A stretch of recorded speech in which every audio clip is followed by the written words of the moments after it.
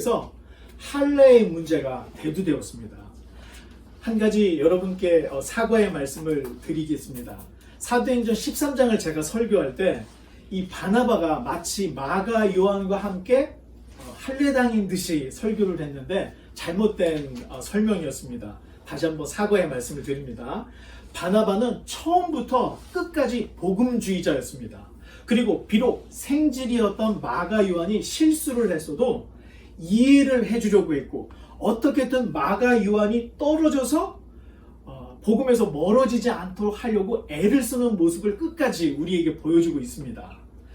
복음 사역을 계속해서 할 수 있도록 도와주었던 것이 바로 바나바였는데, 그러고 보면 바나바는 정말로 교회에 없어서는 안 될 존재였던 것 같습니다. 언제나 위로의 사람이었고 언제나 낙심한 영혼을 일으켜서 사역의 길로 가게끔 하는 이런 권위자, 성경은 권위자라고 얘기를 하죠. 자, 문제의 발단은 유대교로부터 내려온 어떤 형제들이 이 편협한 가르침으로 인해서 이 다툼이 시작이 되었습니다. 이제 사도행전 15장 1절로 2절의 말씀을 한번 읽어보겠습니다. 어떤 사람들이 유대로부터 내려와서 형제들을 가르치되 너희가 모세의 법대로 할례를 받지 아니하면 능히 구원을 받지 못하리라 하니, 바울 및 바나바와 그들 사이에 적지 아니한 다툼과 변론이 일어난지라. 형제들이 이 문제에 대하여 바울과 바나바 및 그 중에 몇 사람을 예루살렘에 있는 사도와 장로들에게 보내기로 작정합니다. 아멘. 감사합니다. 지난번 바울의 1차 전조 때 이 밤빌리아 버가에서 마가 요한이 예루살렘으로 돌아가는 일이 있었습니다. 바울은 골로새서 4장에 마가 요한을 할례당이라고 소개를 하고 있습니다. 정말로 마가 요한이 할례파였다면 예루살렘으로 돌아가 같은 뜻을 가지고 있는 할례파들에게 바울에 대한 이야기를 했을 것입니다. 당시 예루살렘 교회 일부는 여전히 문화적으로 유대교에 젖어 있던 이들이 많았기 때문에 그랬습니다. 교회 내 할례파들은 소수였지만 유대 사회에서 나름 세력이 있었던 것으로 보여집니다. 아마도 마가 요한의 이야기를 들은 할례파들은 안디옥 교회 자신들의 교사들을 파견을 하려고 하고 또 보냈던 것 같습니다. 그들은 안디옥 교회로 올라가서 모세의 율법대로, 모세의 법대로 할례를 받지 않으면 능히 구원을 받지 못한다, 이런 가르침을 퍼뜨렸던 것입니다. 할례의 문제는 두 가지입니다. 첫째, 구원과 관련해서 만약 할례가 구원의 조건이라면 십자가의 복음이 불충분한 것이 됩니다. 따라서 복음의 정신이 훼손될 뿐만 아니라 복음의 은혜가 퇴색이 되어서 결국은 유대교와 기독교의 차이가 없어지게 되는 이런 일들을 초래하게 됩니다. 그러나 예수 그리스도의 복음은 율법과 선지자들의 완성입니다. 십자가의 도는 완벽하기 때문에 다른 어떤 보충도 필요 없다는 것을 우리가 잊지 말아야 합니다. 두 번째, 할례는 개종자들에게 상당히 큰 고통이었고 두려움이었습니다. 유대인 남자들은 거의 대부분이 어린 시절에 할례를 받으니 할례의 고통에 대한 심각성을 잘 느끼지 못했습니다. 하지만 성인이 된 이방인들이 뒤늦게 유대교로 개종을 할 때는 입교할 때 하는 할례 문제가 굉장히 큰 걸림돌이었던 것입니다. 그러니 할례가 유대교처럼 이 교회의 입교 문화가 되거나 또 구원의 조건이 된다면 이방교의 존속의 문제가 되기 때문에 매우 심각한 문제였습니다. 아마도 안디옥 교회를 흔들었던 이 할례파들은 한두 사람이 아니었던 것 같습니다. 교회를 어지럽히면 교회가 그들을 치리해서 교회를 오지 못하도록 막아버리면 문제가 해결이 됩니다. 그런데 이 할례파가 만만한 상대들이 아니었다는 것입니다. 교회에서 치리를 할 수 있는 상황이 아니었던 것을 볼 수 있습니다. 그래서 결국 안디옥 교회는 이 문제를 예루살렘 교회로 가지고 가서 결정을 하려고 생각을 했습니다.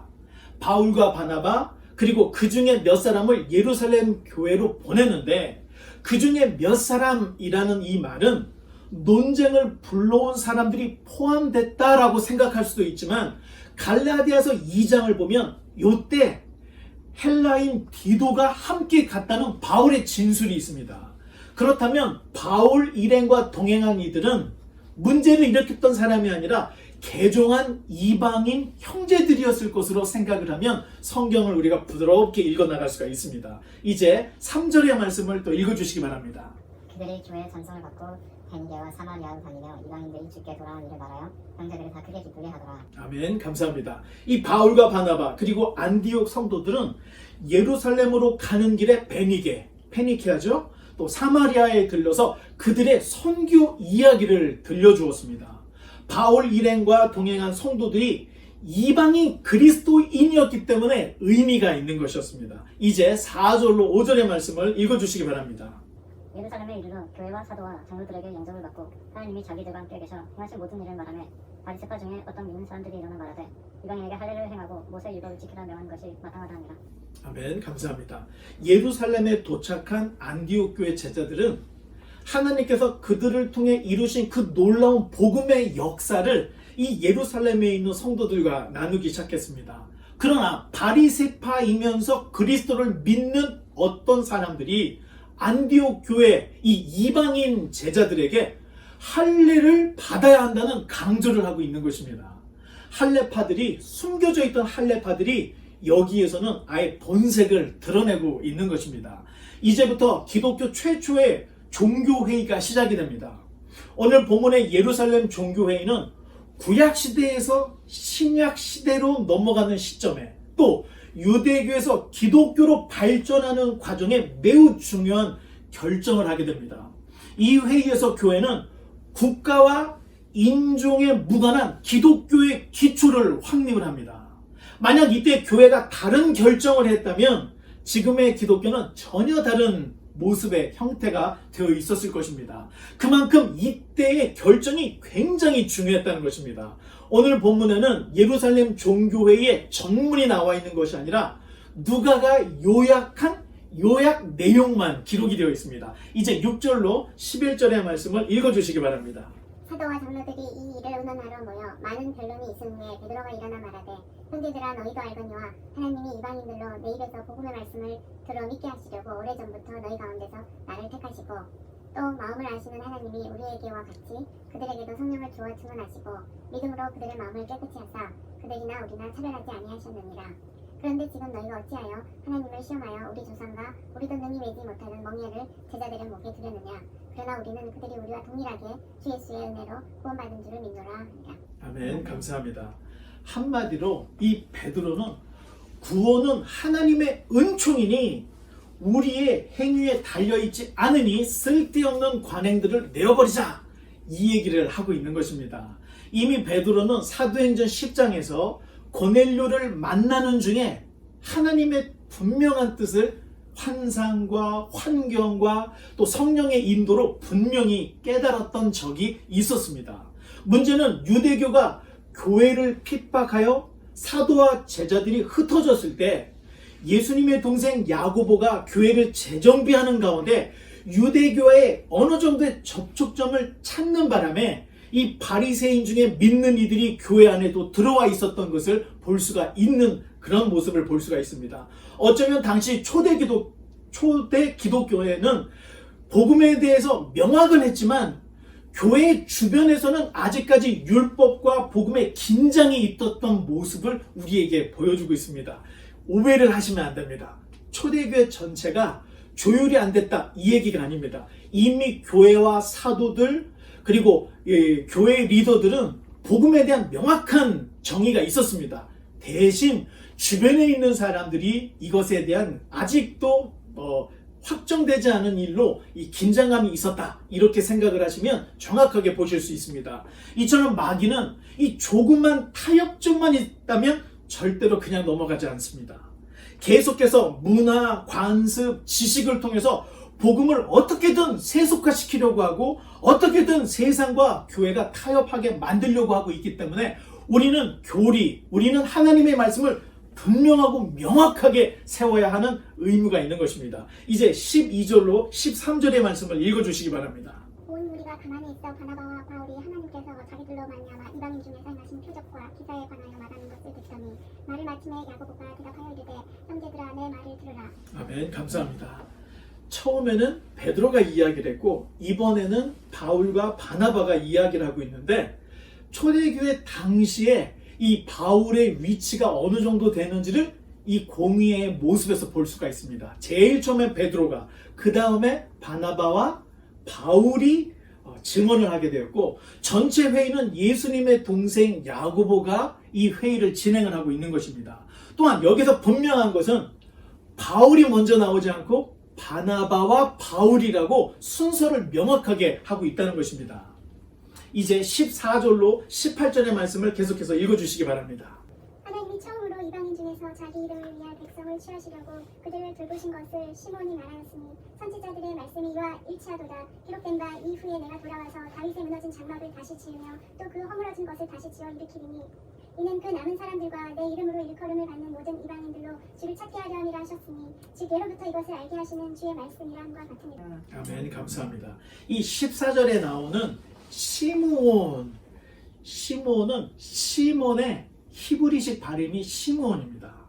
야고보가 베드로를 이 시므온이라고 표현을 하고 있습니다. 그러니 야고보는 철저히 뼛속까지 유대인이었구나 하는 것을 느낄 수가 있습니다.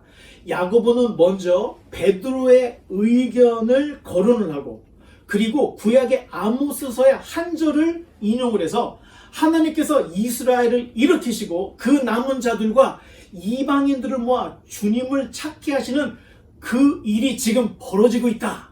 이렇게 상황을 말씀과 또 여러 사도들의 증언을 통해서 이야기를 하고 있는 것입니다. 이제 19절로 21절의 말씀을 읽어주시기 바랍니다. 그러므로 내 의견에는 이방인 중에서 하나님께로 돌아오는 자들을 괴롭게 하지 말고 다만 우상의 더러운 것과 음행과 목매어 죽인 것과 피를 멀리하라고 편지하는 것이 옳으니 이는 예로부터 각 성에서 모세를 전하는 자가 있어 안식일마다 회당에서 그 글을 읽음이라 하더라. 아멘. 감사합니다. 첫 이 19절에 그러므로 라고 하는 단어를 쓰고 있습니다. 이 그러므로 라고 하는 말은 베드로의 의견, 그리고 바나바와 바울의 증언, 구약의 예언, 그리고 특히 이 모든 것을 주도하시는 하나님과 하나님의 뜻과 섭리에 일치되는 이 모든 것들을 이 그러므로라고 하는 말에 담고 있습니다. 그러므로 야고보가 이 모든 것을 종합해서 판단하기를, 첫째, 하나님께 돌아오는 이방인들에게 할례의 걸림돌을 두지 말 것. 두 번째, 우상의 더러운 것. 세 번째, 음행. 넷째, 목매어 죽인 것. 다섯째, 피를 멀리 해야 함. 이렇게 5가지 판단을 내리고 있습니다. 그런데 야고보의 이 판단과 결정을 면밀히 살펴보면 유대인들에게 주는 판결이 있고 이방인들에게 주는 판결, 이렇게 2가지로 구분을 해서 5가지를 이야기하고 있습니다. 유대인들에게는 하나님께 돌아오는 이방인들에게 할례의 짐을 지우지 말자, 이것을 판결을 하고 있습니다. 또한 이방인들에게는 유대인들은 안식일마다 성경, 율법을 낭독하는데 그 율법 안에 우상의 더러운 것, 음행, 목매어 죽인 것, 피를 먹지 말라는 말씀을 항상 듣고 그것을 지키고 있으니 너희들도 이것을 지켜라 라고 하는 당부적인 결정을 이방인들에게 하고 있는 것입니다. 종교적으로, 문화적으로 이방인들이 이 정도는 지켜야 유대인과 교제를 할 수 있기 때문에 너희도 이 정도는 지켜야 돼, 이것을 말을 하고 있다는 것입니다. 제가 생각할 때 성령님께서 주신 지혜로운 판단이라고 생각합니다. 어찌 생각하면 번역은 나와 있지 않지만 예수님께 이런 질문을 했습니다. 가이사에게 세를 바칠까요 말까요? 바치자 하면 매국노가 될 거고 바치지 말라 하면은 이 로마 정부에 반대하는 사람이 되기 때문에 예수님 입장에서 말 한마디 잘못하는 것에 목이 달아날 수 있는 상황이었는데, 딱 그때 예수님이 말씀하시기를 가이사의 것은 가이사에게, 하나님의 것은 하나님께 바쳐라. 정말로 지혜로운 이런 지혜들이 제자들에게 있었던, 그래서 이방인들에게 주는 말, 유대인들에게 주는 말, 이것이 동전의 양면처럼 이렇게 제시가 되고 있다는 것입니다. 이제 22절로 23절의 말씀을 읽어주시기 바랍니다. Then the apostles and elders together with the whole church in Jerusalem chose delegates, and they sent them to Antioch of Syria with Paul and Barnabas to report on this decision. The men chosen were 2 of the church leaders, Judas, also known as Barsabbas, and Silas. This is the letter they took with them. This letter is from the apostles and elders, their brothers in Jerusalem. It is written to the Gentile believers in Antioch, Syria, and Cilicia. Greetings. 아멘. 감사합니다. 예루살렘 종교회의가 이렇게 요약된 내용으로 끝났습니다. 그런데 내용을 자세히 보면 모든 사도 또 모든 장로 온 교회가 만장일치로 이 내용이 가결되는 모습을 볼 수가 있습니다.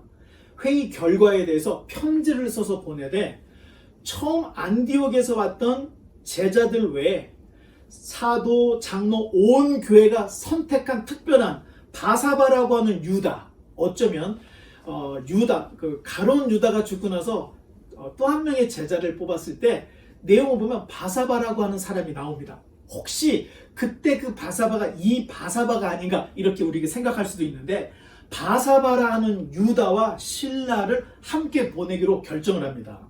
교회는 은혜로 대충대충 넘어가는 것이 아닙니다. 예수 그리스도의 권위가 있는 교회는 모든 사람들이 납득하고 또 모든 사람들이 받아들일 수 있도록 지혜롭고 객관적이고 공정하고 깨끗하게 일들을 명확하게 처리를 합니다. 그렇지 못할 때 마귀는 언제나 이 어려운 틈을 타고 들어와서 교회를 어렵게 또 시험에 빠지게 합니다. 만약 회의 결과를 안디옥에서 내려온 제자들에게 통보해주고 당신들이 가서 전해주게나 이렇게 끝냈더라면 아마 안디옥에서 할례 문제를 일으킨 자들은 눈 하나 깜짝하지 않고 지금의 문제를 더 크게 만들고 더 어렵게 만들었을 것입니다. 그러니 회의 결과를 교회에서 선택한 사람들을 선택을 해서 그 사람들에게 가지고 가게끔 이 편지를 가지고 가게끔 이렇게 이 교회가 결정을 하는 모습을 볼 수가 있습니다. 회의 결과는 안디옥, 수리아, 길리게아에 있는 이방인 형제들에게 보내졌습니다. 안디옥은 도시 이름이고 수리아와 길리게아는 지역의 이름입니다. 그러니 그 당시에 예루살렘에서 북쪽에 있는 이방 교회들이 이 할례 문제가 얼마나 광범위하게 퍼져 있고 심각했는지를 알 수가 있는 것입니다. 이제 24절로 27절의 말씀을 또 읽어주시기 바랍니다. 그런즉 우리 가운데서 어떤 사람들이 우리의 지시도 없이 나가서 말로 너희를 괴롭게 하고 마음을 혼란하게 한다 하기로 사람을 택하여 우리 주 예수 그리스도의 이름을 위하여 생명을 아끼지 아니하는 자인 우리가 사랑하는 바나바와 바울과 함께 너희에게 보내기를 만장일치로 결정하였노라. 그리하여 유다와 실라를 보내니 그들도 이 일을 말로 전하리라. 아멘. 감사합니다. 이 예루살렘 교회는 편지에서 이 회의를 하게 된 경위 그리고 사건의 개요를 정확하게 짚어주고 있습니다. 할례의 문제의 발달은 예루살렘 교회가 보내지 않은 어떤 특정 사람들이 할례를 강요하면서부터 시작이 되었다고 전해지고 있습니다. 이에 대해 교회는 이 문제를 회의를 통해서 결정을 했고 그 결정사항을 편지로서 바울과 바나바 일행 또 유다와 실라에게 줘서 그들로 이 편지를 직접 읽어주게 너무나도 객관적인 내용을 우리에게 전해주고 있습니다. 이제 28절로 29절의 말씀을 콘스탄틴 For 감사합니다. it seemed good to the Holy Spirit and to us to lay no greater burden on you than these few requirements. You must abstain from eating food offered to idols, from consuming blood or the meat of strangled animals, and from sexual immorality. If you do this, you will do well. Farewell. 아멘. 감사합니다. 우리 처음 오셔서 읽어주신 분들에게는 우리가 자, 이 회의의 결정은 성령과 우리, 즉 성령과 교회가 결정했다는 이야기인데 중요한 것은 이 결정은 교회 단독의 결정이 아니었다는 것을 확실하게 이야기를 하고 있습니다. 만약 이 회의가 사람들의 사심 또 자기 기득권이 가득한 회의였다면 감히 성령과 우리라는 말을 함부로 쓸 수 없었을 것이라는 것입니다. 이 회의 결과에 대해서 주의해야 할 것은 할례 문제와 이방인의 관습 또는 문화 문제는 구원에 직접적인 영향을 미치지 않는다는 것입니다. 적용을 잘해야 합니다. 예를 들어 피를 먹지 말라고 했는데 피가 섞여 있는 순대를 먹었다. 내가 피가 섞여 있는 순대를 먹었으니 나 이거 구원받지 못하는 거 아닌가? 또는 할례도 같은 문제로 생각을 하면 됩니다. 그런데 이러한 문화적인 문제는 우리의 구원에 직접적인 영향이 없다는 것입니다. 다만 경건한 삶, 건강한 삶을 위해서 피해야 할 음식은 피하고 또 피해야 할 문화는 피하는 것이 좋다. 이런 판단을 예루살렘 공의에서 내렸던 것입니다. 특별히 이 성령과 교회가 판단했던 것은 이것뿐만이 아니었습니다. 우리가 가지고 있는 66권의 성경도 교회가 편집을 해서 66권의 성경을 낸 것이 아니라 성령과 교회들이 고백하고 있는 서신들이 모아져서 우리에게 이 66권의 편지가 왔는데, 똑같이 거기 전문에도 성령과 교회는 이 66권의 말씀을 하나님이 우리에게 주신 계시의 말씀이다, 이런 선포를 하고 있습니다. 이 선포가 다 이 예루살렘 공의에서 나왔던 선포를 이어서 이야기를 하고 있는 것입니다. 이제 30절로 31절의 말씀을 읽어주시기 바랍니다. 대리 작가라고 안디옥에 내려가 우리를 모은 후에 편지를 전하니 읽고 그 위로한 말을 기도하더라. 아멘. 감사합니다. 안디옥으로 내려간 제자들은 이제 편지의 전문을 읽어주었고, 이방인 성도들은 그 모든 말로 위로를 받았습니다. 이제 교회에 들어올 때 유대교처럼 할례를 행하지 않게 돼도 되기 때문에 모든 문제들이 위로로서 받아들여졌다, 이렇게 이야기하고 있습니다. 이제 32절로 35절의 말씀을 또 읽어주시기 바랍니다. 이가 신라는 선지자라 여러 말로 형제를 권면하여 굳게 하고, 얼마 있다가 평안히 가라는 찬송을 형제들에게 받고 자기를 보내던 사람들에게로 돌아가되, 바울과 바나바는 안디옥에서 유하며 수다한 다른 사람들과 함께 주의 말씀을 가르치며 전파하니라. 아멘. 아무리 생각해도 누가가 생각을 할 때 유다와 실라에 대해서 부연 설명이 필요하다고 생각을 했던 것 같습니다. 그래서 유다와 실라도 선지자였고 형제들에게 사도처럼 권유하는 이런 권면자였다, 이런 부연 설명을 하고 있습니다.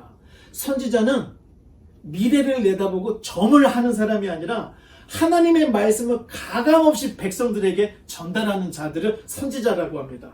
사실 이때까지도 교회의 직제가 정확하게 결정이 되지 않아 있는 모습들을 볼 수가 있는데, 사도, 선지자, 교사, 집사라는 말이 직함으로서 아직 정착이 되지 않은 모습을 우리는 발견할 수가 있습니다.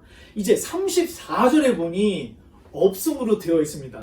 사랑하는 형제자매 여러분, 우리 주 예수 그리스도께서는 주님을 사랑하며 죄를 진정으로 회개하며 이웃과 평화롭게 살기로 결심하는 모든 사람들을 이 성찬에 초대하십니다. 이것은 주님께서 우리에게 베풀어 주신 식탁입니다. 우리 한번 옆에 계신 분들에게 주님의 평화, 이렇게 한번 인사하겠습니다. 주님의 평화. 또 옆에 계신 분들에게 주님의 평화. 자, 이제 교독을 하실 텐데 화면을 잘 보시면서 따라오시기 바랍니다. 하나님께서 여러분과 함께 계십니다. 하나님께서 우리와 함께 계심을 믿습니다. 여러분의 마음을 하나님께 들으십시오. 우리의 마음을 하나님께 드립니다.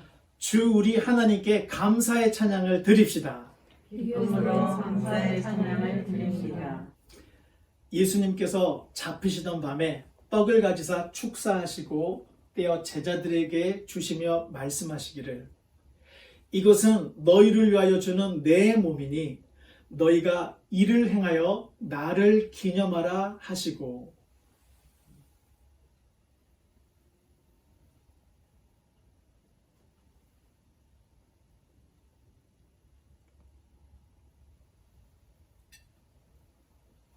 식후에 또한 그와 같이 잔을 가지고 축사하시고 제자들에게 주며 말씀하시기를, 이 잔은 죄 사함을 얻으려고 너희와 많은 사람들의 죄를 위하여 흘리는 나의 새 언약의 피니 이것을 행하여 마실 때마다 나를 기념하라 말씀하셨습니다.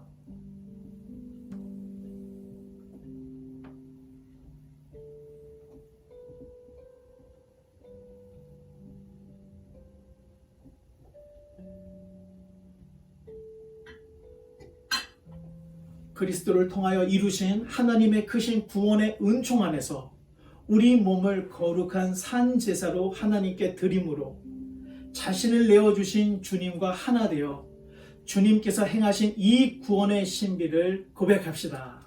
다 같이 주님께서 죽으셨습니다. 주님께서 부활하셨습니다. 주님께서 다시 오십니다. 이제 제가 여러분들이 개인적으로 받으실 이 성찬의 이 빵과 포도주를 여러분들에게 드릴 때 여러분이 받으시고 눈을 감고 잠시 기도하시고 묵상하신 후에 맨 위에 뚜껑은 떡이 들어있고 또 두 번째에는 포도즙이 들어져 있습니다. 제가 여러분들 드릴 때 이것은 주님의 몸과 피입니다 하시면 여러분들은 아멘으로 받으시면 됩니다. 주님의 몸과 피입니다. 주님의 몸과 피입니다. 다 받으시고 다 함께 하셨으리라 생각합니다. 이 자리에 함께한 모든 형제 자매들이여, 예수 그리스도 안에서 이루어진 이 모든 일을 주님께서 다시 오시는 그날까지 기념합시다. 아멘. 하늘보다 높으신 주 사랑, 바다보다 넓으신 그 사랑,